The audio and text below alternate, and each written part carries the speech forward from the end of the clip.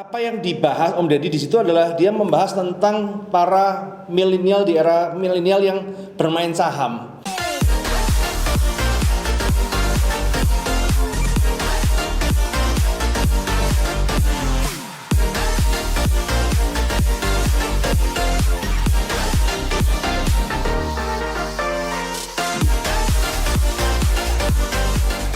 Usaha dengan kartu kredit.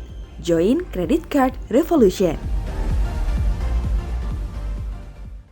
Halo Sri Smart, ketemu bersama saya Roy Sakti, pakar kartu kredit. Kali ini kita akan mereact sebuah video yang saya ngomong penting banget dan ini ilmunya krusial banget.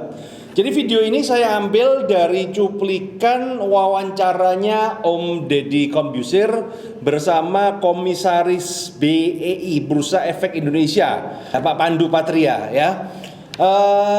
Saya mendengar, jadi kalau Om Deddy dengar ya kita follower sejati lah ya. Saya dengar setiap percakapan dan saya melihat apa yang dibahas Om Deddy di situ adalah dia membahas tentang para milenial di era milenial yang bermain saham.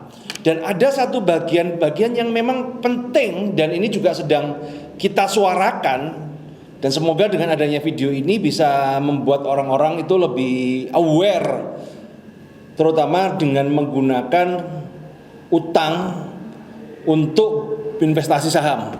Apalagi utang yang zaman milenial yaitu kayak pinjol dan lain-lainnya itu. Oke, jadi kita lihat dulu, kita tonton dulu videonya, kemudian kita akan react ya bareng-bareng ya teman-teman ya. Oke, kita lihat. Bukan saya nih, kenapa saya juga datang ke Mas Deddy, karena sekarang banyak anak-anak muda yang belum pernah main saham, minjem uang dari online lender lah atau apa untuk beli saham-saham tertentu.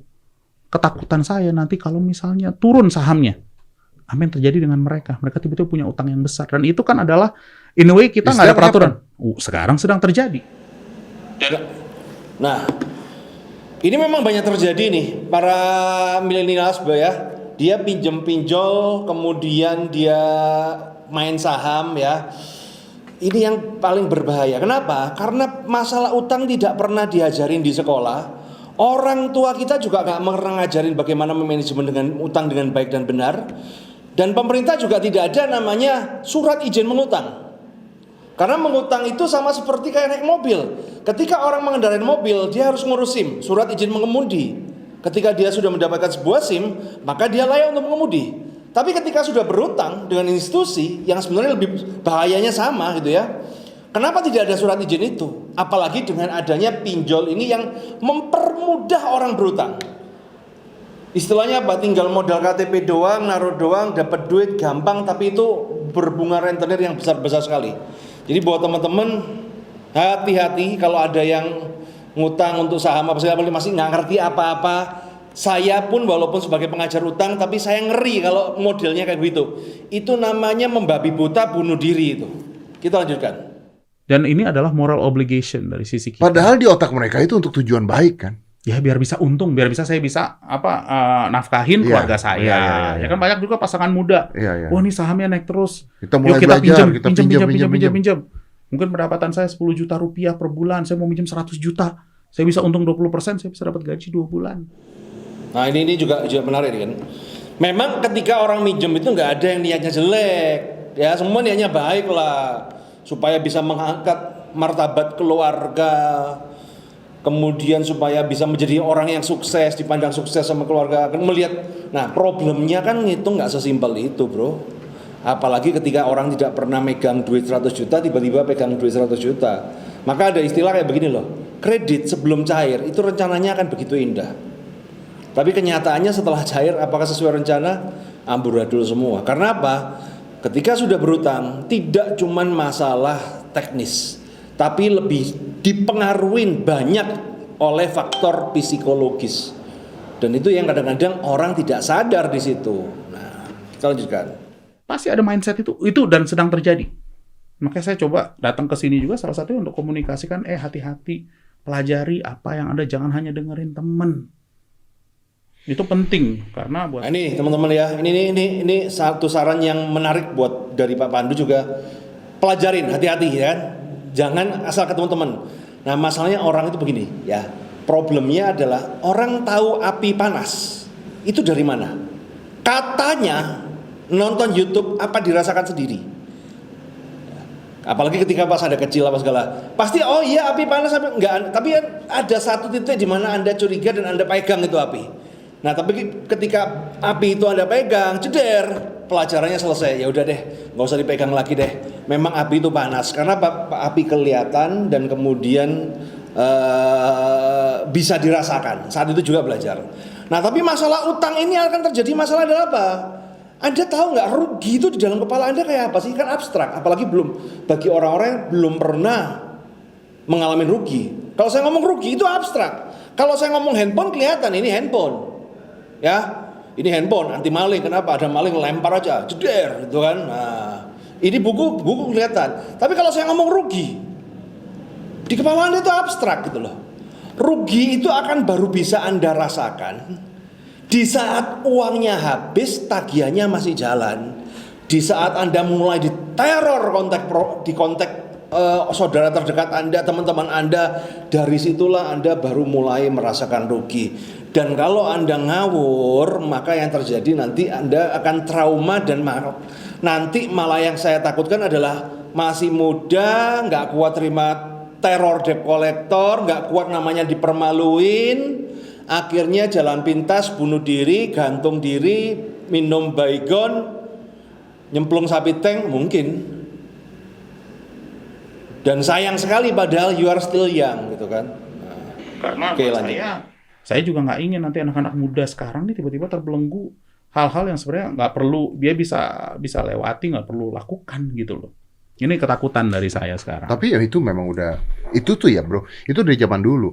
Gue punya teman ya, dia tuh dagang ke teman-temannya dengan modal pinjam kartu kredit gitu. Nah itu jangan-jangan anak JCR ini ya, Om Deddy ya. Temenmu belajar sama gue itu jangan-jangan atau baca buku gue tuh. Ini kan ada yang bisa segede besar itu.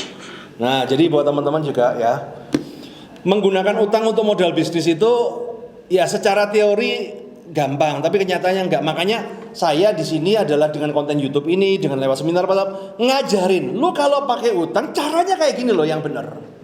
Bukan saya kemudian mendorong orang supaya, kamu investasi, pakai utang, enak. Buka bisnis gak punya uang, pakai utang aja enak. Tidak. Itulah kenapa saya selalu edukasi saya adalah apa? Kalau kamu memang menggunakan utang, gunakan dengan cara yang benar. Belajarlah dengan orang yang berpengalaman. Nah, saya di sini sudah berpengalaman ngurusin utang. Biarkan Bapak Belur tuh saya.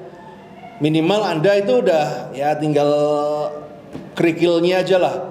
Tapi yang Bapak Belurnya yang ngetesting ya kita. Dan kita mendampingin teman-teman yang berutang ini. Jadi saya tuh ngerasa hati-hati loh. Saya hanya bisa bantu komunikasiin. Apapun yang misalnya Anda lakukan, make sure jangan hanya dengar teman, pelajari apa yang Anda beli. Itu penting. Saham tuh tidak ada insurance ya? Nggak ada. Nggak ada ya? Oke. Bagi teman-teman yang belum melihat video ini, silakan tonton videonya. Itu linknya sudah saya kasihkan di sini dan menarik. Banyak ilmu ya. Dan saya melihat bahwa Komisaris BI ini adalah orang yang bijak. Pak Pandu ini, saya ngomong Pak, you are genius, ya kan? Humble genius. Dan saya dapat banyak sekali pelajaran dari kontennya Mas Deddy ya kan, selain pelajaran dari Dinar Candy yang di podcast ya kan. Nah ini vitamin untuk otak bukan untuk mata ya. Nah cuman ya sekali lagi teman-teman, tujuan saya membelikan Riak ini adalah saya juga setuju bahwa ini yang terjadi di dalam Indonesia sekarang ini. Banyak orang-orang yang kolonials ya kan, investor zaman corona, apalagi masih newbie, masih baru, masih bocil yang baru dapat KTP, betul kan? Nah, kemudian apalagi mereka itu terprovokasi dengan selebgram yang ada di TikTok, di Instagram yang pamer kekayaan, dan kemudian membuat kisah seolah-olah dari from zero to hero hanya dengan beberapa tahun dan kemudian main saham dan secara tidak paham, secara nggak sadar dia melewatin skip the process karena keinginan kaya instan yang terjadi mengambil jalan pintas dan akhirnya nyungsep. Sayang, kasihan, ya.